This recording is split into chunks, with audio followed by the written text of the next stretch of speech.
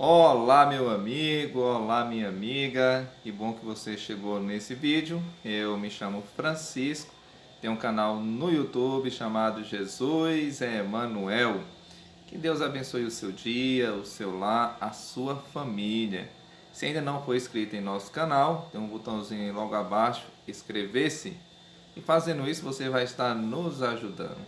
Convido você também que se acompanhar esse vídeo até o final e gostar desse vídeo, compartilhe com as pessoas que você ama e vamos juntos semear a palavra do Senhor Jesus. Estamos numa série de estudo e essa série se chama Ouvindo a Voz de Deus. E eu convido você a participar comigo dessa série. Estamos no nosso segundo estudo. Hoje nós iremos falar sobre a origem do mal e o plano da salvação. Antes de nós ir para o nosso estudo, pegue a sua Bíblia, já estou com a minha aqui em minhas mãos, e vamos juntos estudar as Sagradas Escrituras. Feche os olhos, vamos conversar com Deus. Amantíssimo Deus e Pai, te pedimos uma bênção especial sobre esse estudo da Tua Palavra, esteja conosco. Nos ajude, Senhor. Eu te peço essas bênçãos no doce e eterno nome do Senhor Jesus. Amém. Então, o nosso tema hoje, nosso segundo estudo, a origem do mal e o plano da salvação. Nós temos aqui a introdução do tema, que diz o seguinte, olha só.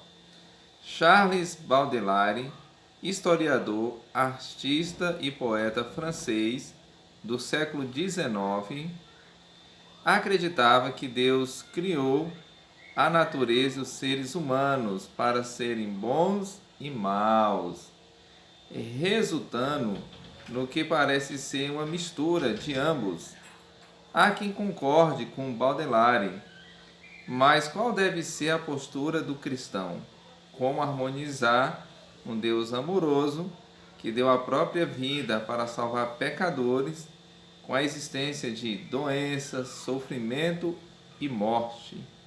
E aqui diz assim, que dizer de realidades como violência, terrorismo, roubos, assassinatos frios, que acontecem todos os dias? É Deus responsável por tudo isso? Senão, quem é? Deixamos que a Bíblia responda. Então, esse historiador, poeta, francês, ele acreditava que Deus tinha criado, a natureza e os seres humanos para serem bons e maus, E nós vamos estudar um pouquinho sobre este assunto. A primeira pergunta, então, é: que descrição a Bíblia faz de Lúcifer, ex-líder dos anjos? Convido você aí no livro de Ezequiel, capítulo 28, verso 14, o verso 15 e o verso 17.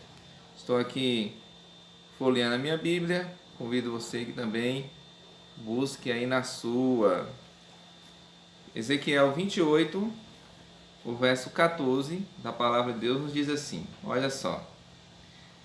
Tu eras querubins na guarda ungido, e te estabeleci, permanecias no monte santo de Deus, no brilho das pedras andavas. O verso 15 nos diz, perfeito era nos teus caminhos, desde o dia em que foste criado, até que se achou iniquidade em ti. O verso 17 nos diz, elevou-se o teu coração por causa da tua formosura, corrompeste a tua sabedoria por causa do teu resplendor. Lancei-te por terra diante dos reis, te pus para que te contemplem. Você percebe que a Bíblia aqui faz uma descrição de Lúcifer, mas a Bíblia está dizendo aqui que esse ser, ele era perfeito, quando ele saiu das mãos de Deus. A Bíblia fala assim, perfeito era nos teus caminhos, até cometer iniquidade. Então Deus criou um ser perfeito.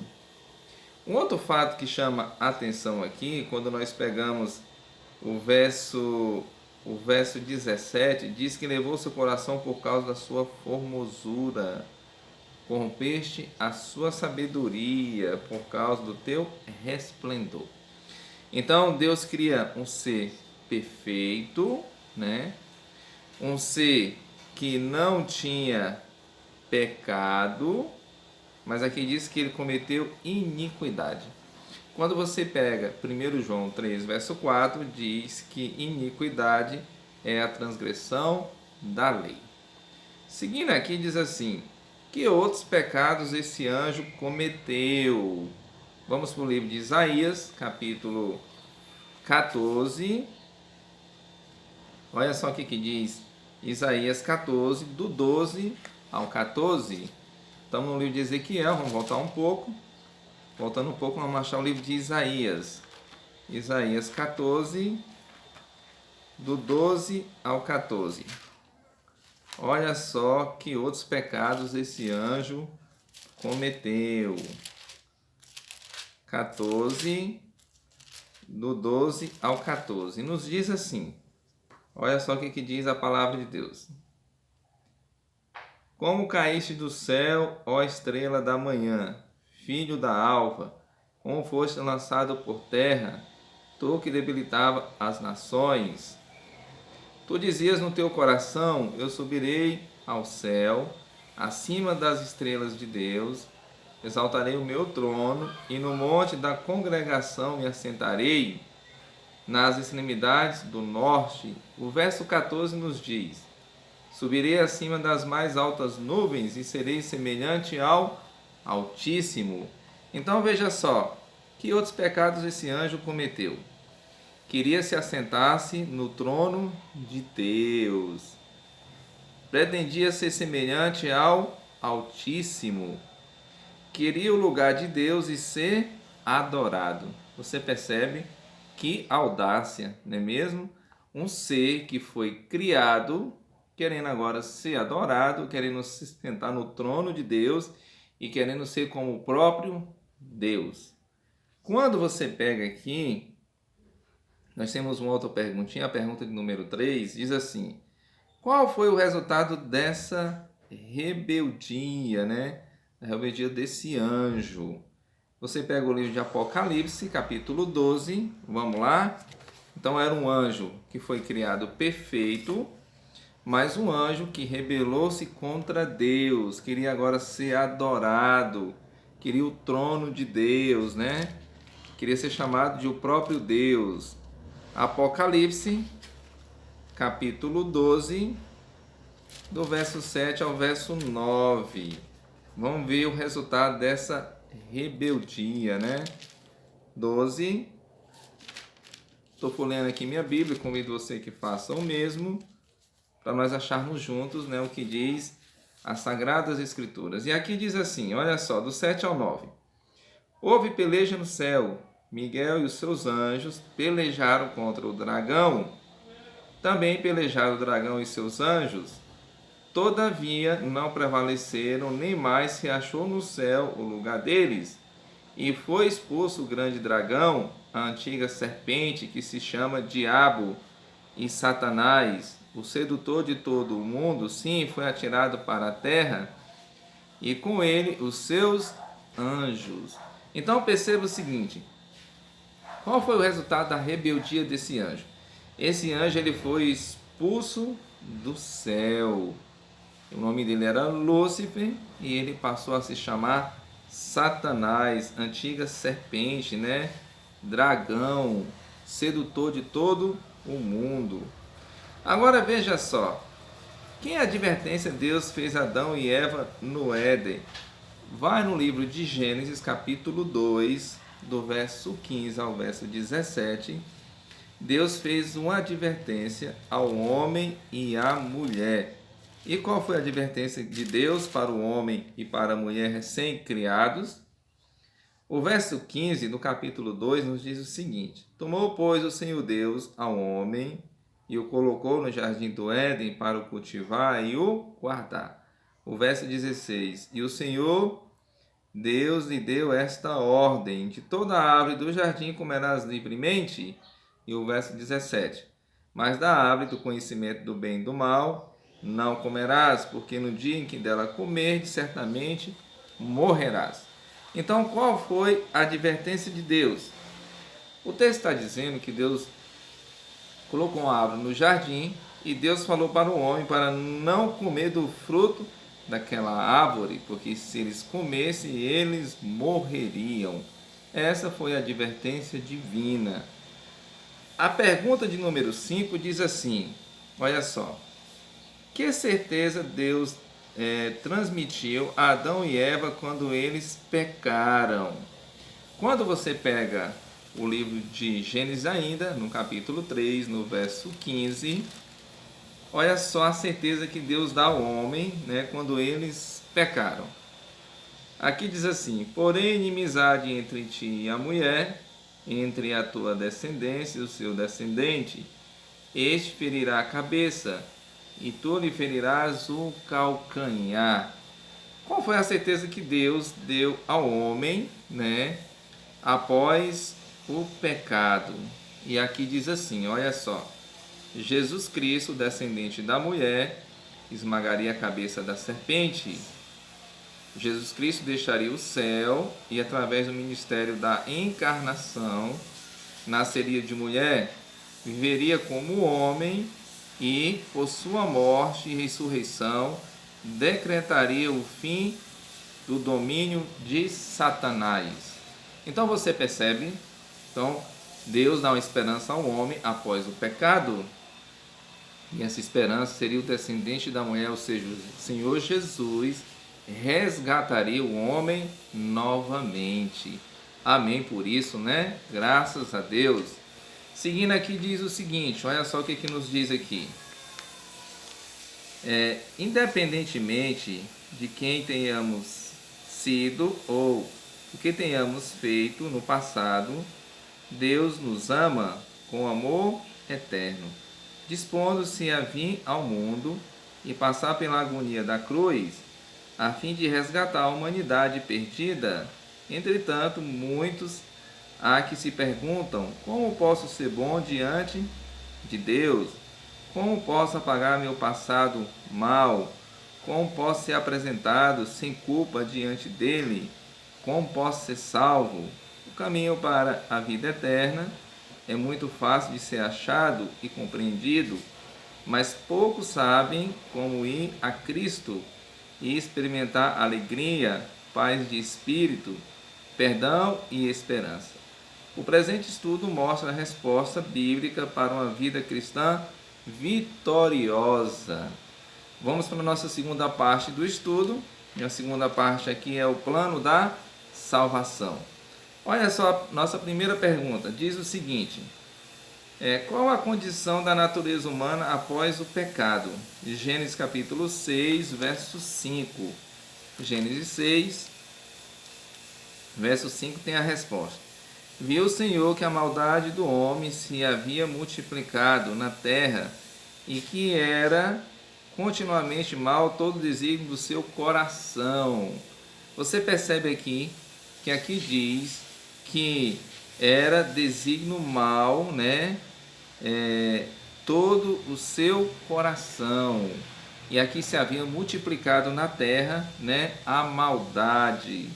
Então perceba o seguinte, perceba que se tornou-se, né, corrompida e depravada, né, a natureza humana após o pecado. Seguindo aqui, veja só, que plano Deus estabeleceu para nos salvar da morte eterna? João 3, verso 16. Em João 3, verso 16 diz assim: porque Deus amou o mundo de tal maneira que deu seu Filho unigênito, para que todo que nele crê não pereça, mas tenha a vida eterna. Então Deus estabeleceu um plano para salvar o homem após o pecado. E que plano é esse? O plano da salvação. Olha só o que nos diz aqui. Nos diz o seguinte, ó. Deus estabeleceu um plano mediante o qual seu Filho daria vida em lugar do pecador.